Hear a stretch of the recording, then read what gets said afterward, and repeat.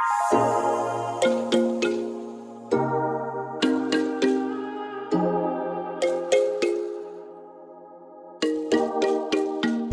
everybody to our panel on health in INFORAFRICA campaign. My name is Mohamed Osman. I have been involved in healthcare in Africa for about 10 years, mostly in HIV, where I've been leading the fight against making sure the people with HIV know about their status, and then we sort of work on improving the quality of care. And in the last few years, I've been working on financing for health in Africa for HIV.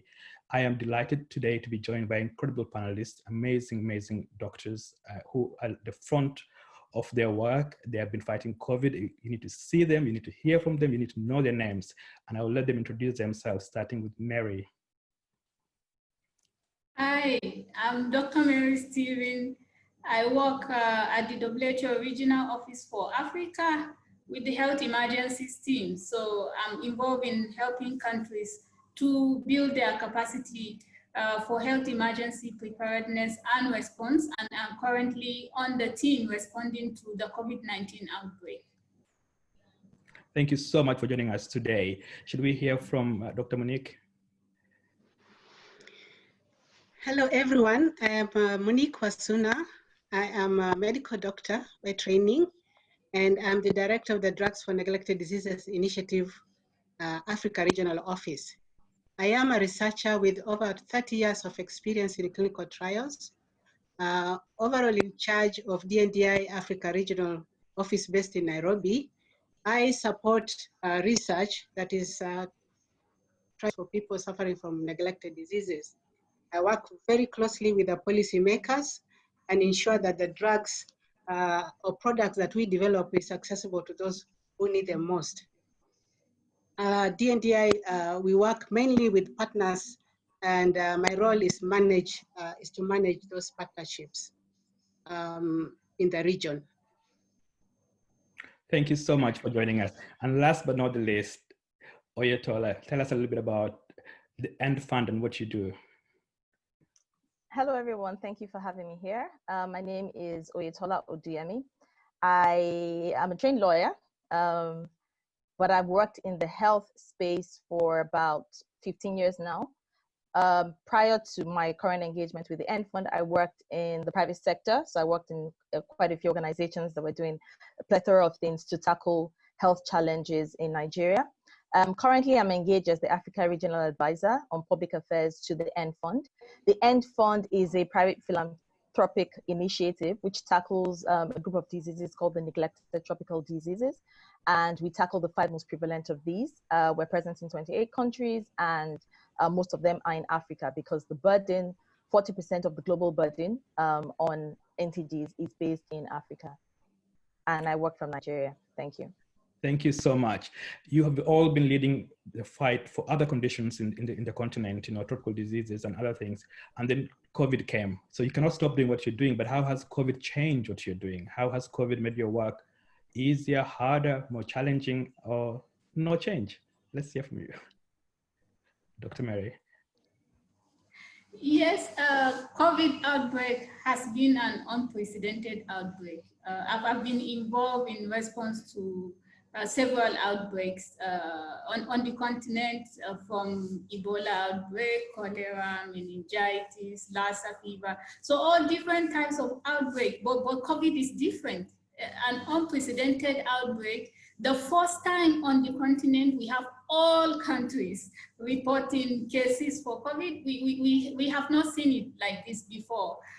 We do have multiple countries with outbreak, but not all countries on the continent. So COVID has been different, very unprecedented outbreak with of course a lot of requirements.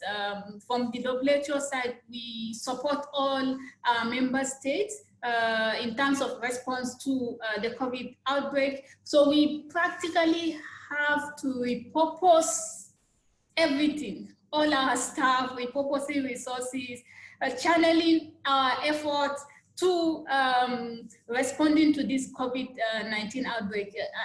Our regional director usually says that she is also a repurposed COVID staff, because she's spending most of her time nowadays responding to COVID, while she, of course, addresses some of those challenging health conditions in Africa. So basically, it has been a very challenging time for the continent and globally. So we focus all our efforts trying to make sure that our countries are prepared from the beginning, before we had outbreak, and then now we are in response mode, full-fledged. So we spend all our times, and I believe a lot of us are working from home. And so this is part of the kind of change that COVID has brought to the way we work as a team, and also, of course, as a people. So quite a lot of things have changed with this COVID, and we hope that it will be for the better at the end of the day, that it will leave our countries in a better position than it made us. Absolutely, and I think Africa has shown the world that when we had a response to Ebola, that we can step up and we can mobilize and we can push back. So thank you so much for that. Dr. Monique, I wanted to ask you a little bit about research. You know, you have been leading research in the continent, and you wrote an incredible document in The Guardian about research. Tell us a little bit about what is happening in the continent for COVID research. Who's doing what are we missing? And are we part of the research? Thank you very much for that question. Maybe I should first of all just tell you what we do, so that I can build it up on the question that you're saying. So my organization, Drugs for Neglected Diseases Initiative, is not for a profit drug research and development organization that is developing treatments for people suffering from neglected diseases. And as you had, neglected diseases are those diseases that affect the poorest of the poor. And over the years, these people have been neglected literally by everybody. And because there was no research or little research being carried out to find the treatments that would take care of their conditions. And so because these people are poor, so they don't have the purchasing power, and so they were neglected over the years. So DNDI, Drugs for Neglected Disease Initiative, has been working in the areas of like African sleeping sickness, diseases like black fever or Kala-Azar. And so over the last 17 years, we have been conducting research to find treatments for these diseases. So with that experience that we have in research, now during COVID, we thought it was prudent to leverage our expertise and experience to be able to help in terms of carrying out clinical research in COVID disease. So we, DNDI together with, came together and created a coalition of clinical research, coalition for COVID. And so this is a group of institutions, individuals that have come together to try to fast track research in COVID, because as you know, this COVID is really devastating our people. And so we really want to be in the front line to come together with very many institutions. And so far, over 132 institutions from over 50 countries have come together, and half of those institutions and countries are from Africa. And it's important that we are able to do research also in Africa, because there could be differences in terms of response, differences in terms of genetic makeup, differences that could affect the results. So if a study is done in Europe, for example, we can't just literally take that result and say it will also work in Africa. It doesn't work like that. So we really have to go to the ground, talk to the communities, and find out what their priorities are, and do this research, involve everyone, and of course, together with our partners and developed countries. And so we formed this coalition, and the idea is to be able to deliver in terms of treatment, try to find treatment quickly. As you can see that cases of COVID in Africa are mild. And if we can, using research, if we can find treatments that prevent the mild cases becoming severe, that would really be key, because health systems in Africa are, fragile. And so it would really be prudent if a treatment is found quickly before something changes and then the mild cases that we are seeing in Africa become severe. So if we can do research and come up with answers to those questions. And also, it's an idea of sharing data. Come quickly with data that can be shared with everyone, and especially if the treatments work. So the more we work together, the stronger we are, and the faster we become. So that's the kind of research we want to do in the coalition. Of course, there are other research that is ongoing. For example, the Solidarity Trial by WHO, and there are a group of people doing vaccine trials. And I think diagnostics is also key. Can we improve the ways that we can diagnose this and diagnose it fast, the rapid diagnostic tests? So all that is research to answer questions, because this virus is, we don't know so much about it in terms of treatment and in terms of what is happening in different parts of the world. Why is it, for example, that we have mild cases, which thankfully I appreciate, because we don't have the capacity to treat severe cases in Africa. And why the deaths in Africa are also low compared to either the US or Europe. Thankfully, they are low. So we need to understand what's going on, because if it is genetic makeup, I mean, our brothers and sisters in America, Black Americans are really dying. In the Europe also, the Africans are dying more. So what is it? So I think research will answer all these questions. We can't wait. And ultimately, probably give us a vaccine for this condition. But I want to stress that Africans must be at the front line of all this research, because they know the peculiarities. For example, a treatment might be developed that needs, for example, refrigeration. You have to put it in a fridge. How many people in Africa have fridges, especially in the rural areas? Very few. So we need drugs that you don't have to refrigerate. And, otherwise people have to, like I saw some mothers with their children who have HIV, really dig the ground, wet the ground, keep their treatments there because they had no fridge. So they move them from underground and so on. So we want drugs that are easy to use for our people.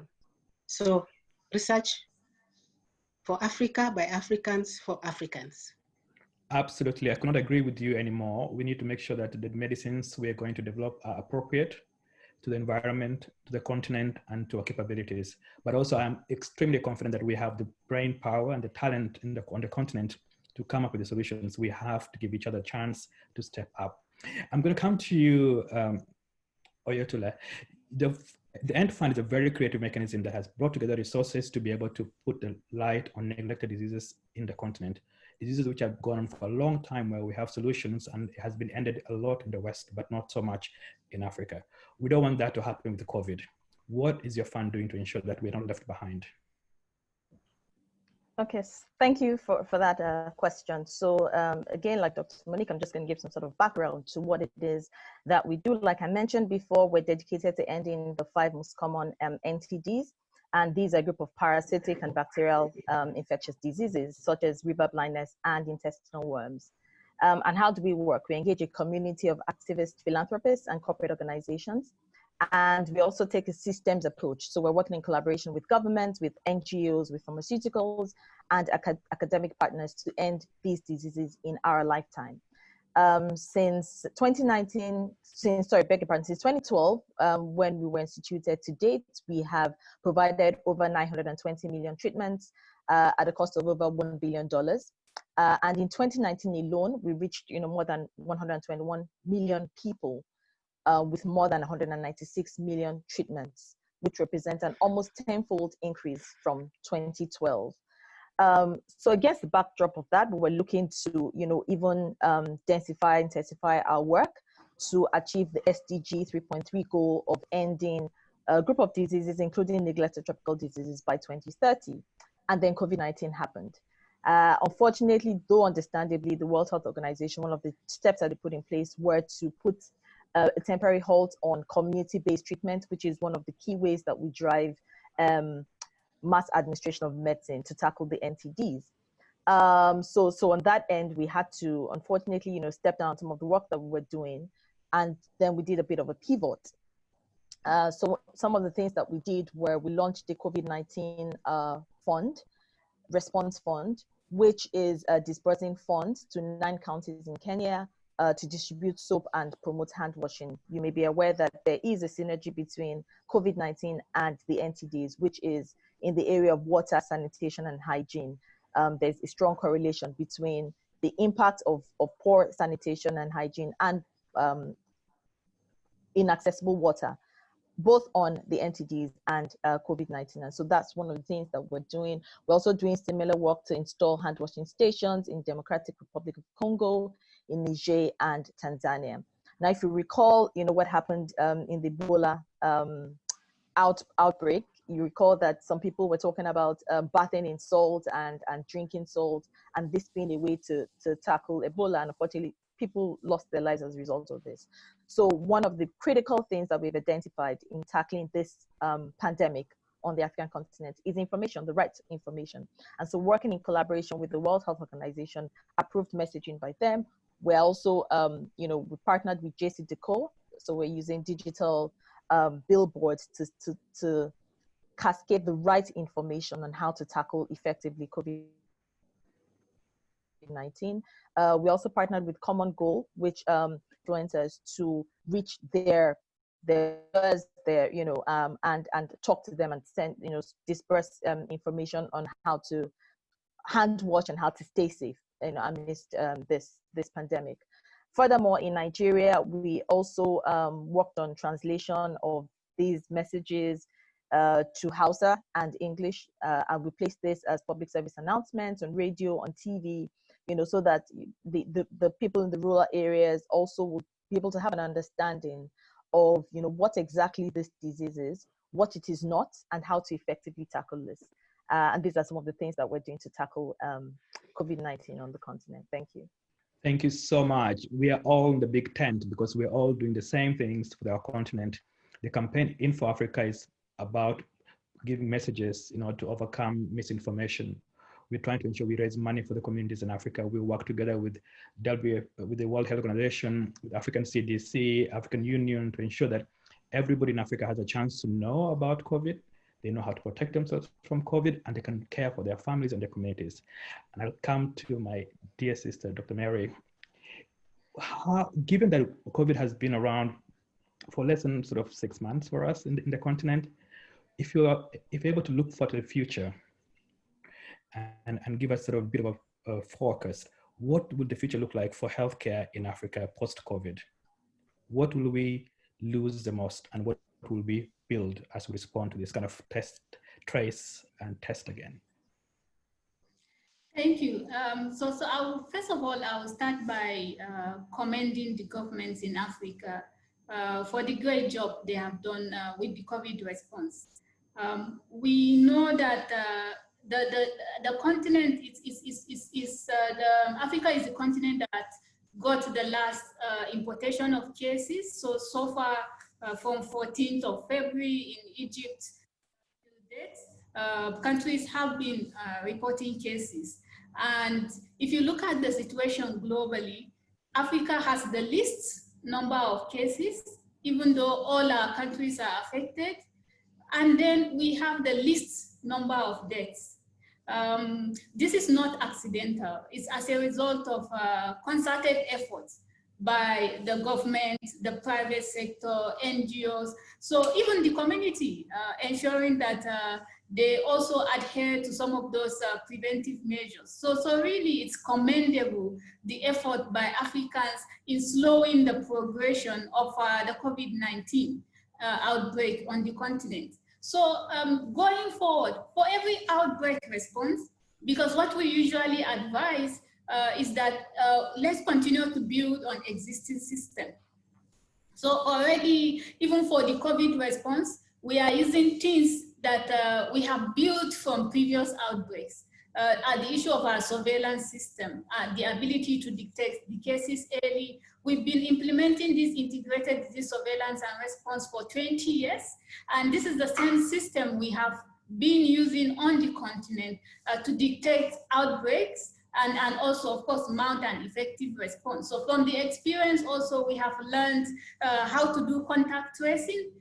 We talked about the Ebola outbreak in 2014, the Ebola outbreak 2019 in DRC. So the continent has been responding to a lot of outbreaks, the laboratory testing as well. We moved quickly from 2 laboratories that were able to do testing at the beginning of the outbreak. That was the laboratory in South Africa and the one in Senegal, to countries having the capacity to test for COVID-19. So this is basically because they had something already in place.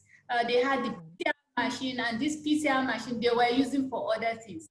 Testing for Lassa fever, testing for Ebola virus disease, testing for influenza. And so it was easy when the reagents were made available and training was done. Countries were able to quickly start doing their testing for COVID-19. So this is an example of what a country can do, building on existing systems. So we know, because we usually do reviews of the outbreaks we have responded to on the continent. And if you look at the situation that happens in every outbreak, there is always something new that we have learned. There is always an additional capacity built during that outbreak. So after COVID, I believe the health systems, we would have had capacities, additional capacity that we can use to respond to other outbreaks in the future, just like we have used capacities from previous outbreak, and it helped us to quickly move on this COVID-19. If you look at it, Africa was the continent to start early screening at the points of entry, and this is because already we are used to doing that. A lot of countries that were preparing for Ebola or that have responded to Ebola had the capacity. They had the scanners and the human resource that could quickly start doing entry screening, and they for COVID. So building on existing system is going to help us to be in a better place. So we call it building back better in emergencies. So by the end of COVID, we are in a better place than where COVID met us, and we can use these capacities for future outbreaks. Of course, we know the challenges, the sacrifices that Africans have made, especially this issue of lockdown. Lockdown is new. It's something that we have learned in the context of COVID. So we have learned a lot of things, and I believe these experiences and our sacrifices will help us in the future as we continue, of course, to respond. I believe different emergencies will still come up in the future. So the importance of making sure that our capacities are strong, that we are able to dictate and respond to any public health emergencies that might occur in the future. Thank you so much. And you made a really good point, whereby the fact that we have fewer deaths in Africa is not by accident. It's because we have organized quickly, we have responded quickly, we have systems in place that are able to help us respond. So thank you so much for reminding people that the hard work that's happening in governments, with society, the community in Africa is what is helping us not have a pandemic like we have in other countries. So thank you, thank you, thank you. I'm coming to you, Dr. Monique, and my question is, what is missing? What are we missing in our response in the continent? What shall we do to ensure that we're even stronger, better prepared? Okay, so I'd like to first of all start by saying that currently we have about 120,000 cases of COVID-19 in Africa. And as my sister said, the deaths are low, which is about 3,500 and 50,000 recovered. In a continent of over 1.2 billion people. And so the current impact of COVID-19 on our fragile health systems is not as gross as we anticipated. And I'm aware that we have inadequate human resource, we have strain on our budget, we have conflicting priorities, because as you know, we have so many problems like, I mean, there's so much good in Africa, don't get me wrong, but we have, a lot of poverty, poor infrastructure, sanitation, poor sanitation. We have a lot of infectious diseases, as we have already said, like neglected tropical diseases, HIV, AIDS, tuberculosis, and now also the non-communicable diseases. So it's important for us to do research. What's missing is important for us to do research that will stop these mild cases becoming severe. And as Africa, we will then, if we come up with this sort of treatment, then we will be able to really safeguard our already fragile health system. Because if we suddenly have severe cases, God forbid, we will not be able to cope. So this virus is really highly infectious, has no cure, and as already been said, governments have done a lot to try to prevent the spread. And so this must continue. Government needs to continue to set policies and laws just to ensure a reduction of transmission of the virus, doing an excellent job. I have a feeling that we are not testing enough. So the gap is in testing. We need to test, because when we test this, when we get the true picture of really what's happening on the ground. And of course, we are doing a very good job in terms of treating the positive cases, isolate them. A lot of contact tracing is done, quarantine, that's all very good. And of course, the health information, as has already been said, wash hands with soap, sanitize, and what the government is doing, lockdown, partial lockdowns.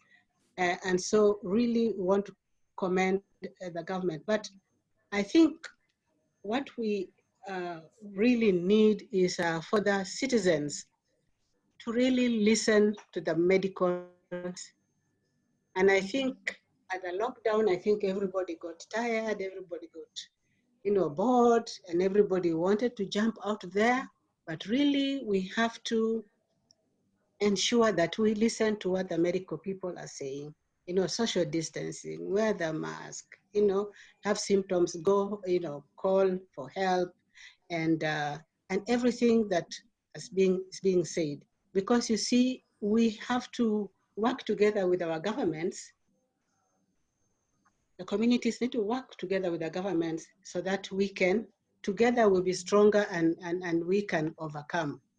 So for the future, I think the future will be bright if we really follow what we are being told. Yeah. So I think that government, maybe we need to, if the public needs to see these COVID cases, because like it's a myth. Yeah? Some people don't even know how, COVID, just see doctors working in those, protective gear. But if we could hear more voices from the people that have the know-how disease and saying, look, brothers and sisters, this is how I'm feeling, this is what is happening. You are still okay. Please, from the people that have the disease and saying, look, brothers and sisters, this is healing, this is what is happening, still okay, and use the patience, to communicate to the community. And I think that, because I think now people maybe ministry, they're really trying, but I think to change that. And of course, we need to use the patients to community. And I think that will be very powerful. Of course, we need, as I said earlier, quickly find treatments for the mild cases that we are seeing in Africa before they become severe. So that is like urgent, and going into the future, that is really urgent.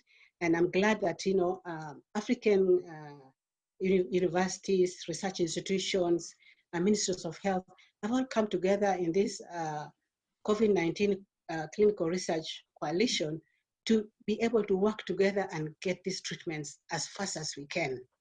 And so that at the moment is lacking, because, in Europe, there are already over 1,000 clinical trials that have been done in this COVID, but in Africa, there are only like 33 trials that have been done. We cannot answer questions that we don't know answers without research. So that's why we really need to prioritize research and get answers to questions that pertain to our communities. So that is lacking, but something is being done, and I'm glad that we are working together in that front. Also, vaccine development. We need to have vaccine. The only way to stop this is to prevent people from getting this infection is to give them a preventive vaccine. And it's important that we as Africans and frontline of this vaccine development, I think we have to remove the myth of always saying we're being used as guinea pigs. We have to do research here in Africa to be able to get response that is peculiar to our circumstance. So we have, there are all sorts of laid down regulations for research. Research is highly, highly regulated and highly technical. So there should be no fear for our people to join research, because through research is when we have answers for us. And we cannot have research being done in Europe and then we extrapolate those results for us. It doesn't work that way. We have to have research for ourselves. So when the vaccine eventually comes for research, for testing, I think we should come forward, because that's the only way that we as a people will benefit. So the future in research, vaccine development, and I think that also going forward, the media has really a very, very important role to contribute to give a balanced and accurate reporting. I mean, you go to social media, you just want to cry, because all sorts of information. Can we have a system whereby we really tell our people what is right, so that we don't have all these stories out there that are not true? And could we also stop the stigma that's building? People are being stigmatized. Why are we doing that? Yeah, we shouldn't do that as a people. So I think the future will be bright if we come together, because we are stronger together. Thank you so much, and we should listen to the scientist. Oyetola, I'm coming to you, because the N-Fund is known for innovation, it's known for cutting edge leadership. Could you share with us some examples, maybe from Nigeria or elsewhere in the continent, where you feel like some amazing work has been done to respond to the COVID crisis, either by government, NGOs, or communities that you know, because we have to celebrate them? I think that, we have all heard and read, of reports of innovative things that are being done in different countries. But I think I would like to focus my response more on what needs to be done, riding on your previous question. Our like Dr. Monique said, our healthcare systems, our public healthcare systems in Africa are fragile.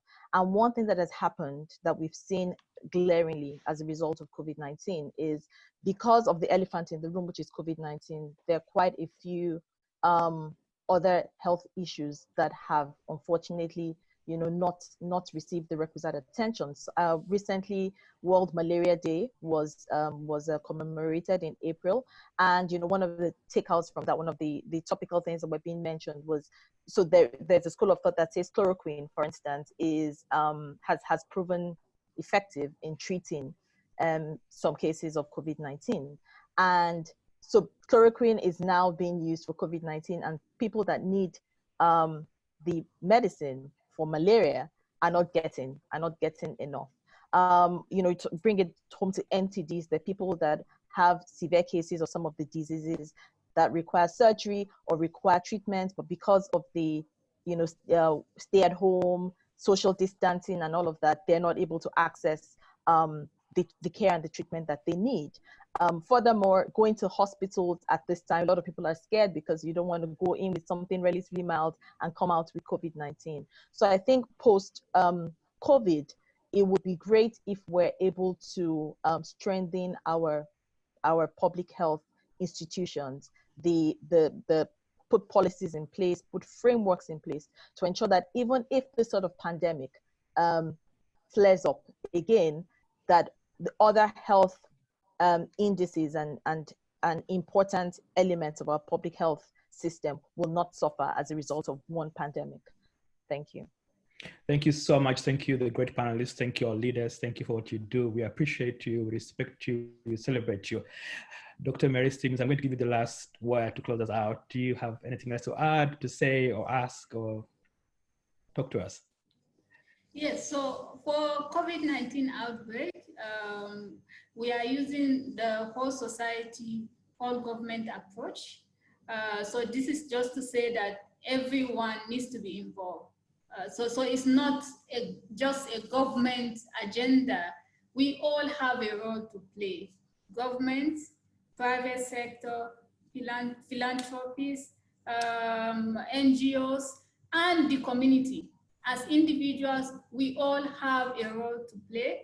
And so I would like to encourage everyone in whatever way possible to contribute to this COVID-19 response, because we have seen the way COVID has affected our lives, the way we do things.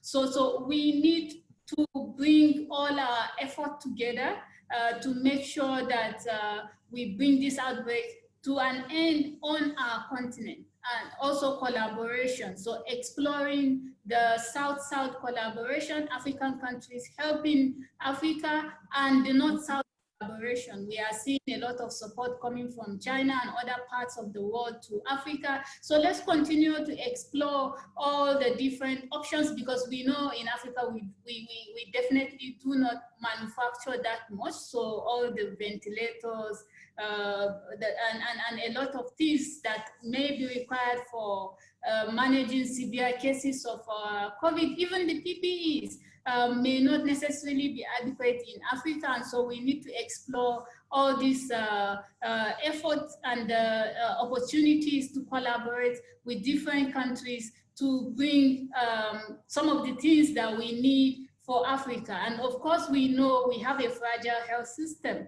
and we have done well as a continent, so let's not be complacent.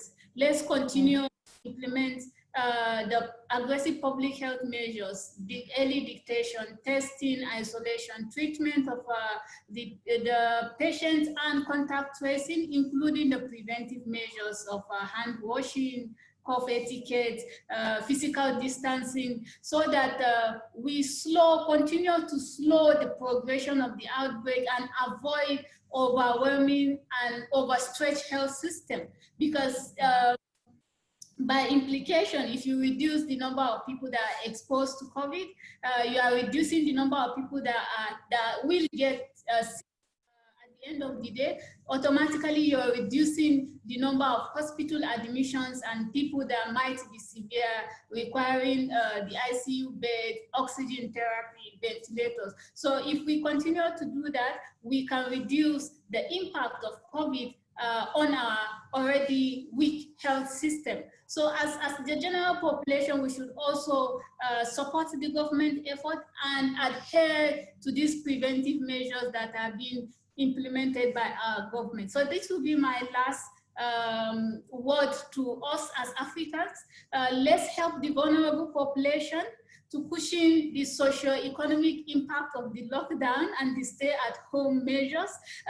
So if someone close to you, your driver, for instance, your cleaner, or somebody next door that may not afford a daily meal, if you have it, why not extend a helping hand to them? I know we do it in Africa, but I call on everyone, the general population, to support those around them that cannot afford some of their daily needs because of the impact of COVID on their daily living. So this will be my last word. Thank you very much. I'm happy to be here. So I appreciate the opportunity to be on this panel. Thank you, everybody. Thank you for your time. Thank you. I hope the world has seen the faces and the names behind the fight in Africa. Thank you, and have a wonderful day.